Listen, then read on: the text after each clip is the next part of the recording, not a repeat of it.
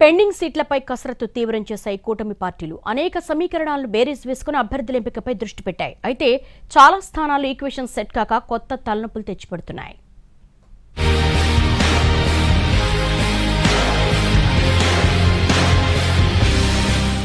ఆంధ్రప్రదేశ్లో కూటమి కట్టిన టీడీపీ, బీజేపీ, జనసేనలకు అభ్యర్థుల ఎంపిక కత్తిమీద సాములా మారింది.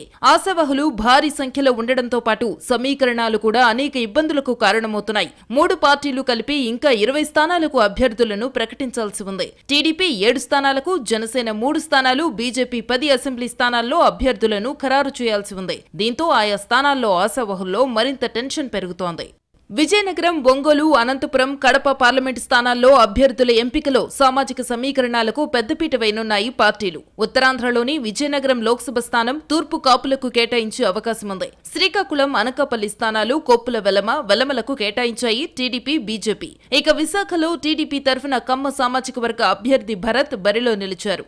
విజయనగరం పరిధిలో 2 లక్షలకు పైగా తూర్పు కాపుల ఓట్లున్నాయి. దీంతో ఈ సీటు తూర్పు కాపులకివ్వక తప్పదని భావిస్తున్నారు చంద్రబాబు. దీంతో కళా వెంకట్రావు, గేదెల శ్రీనివాస్, మీసాల గీత పేర్లు తెరపైకొచ్చాయి.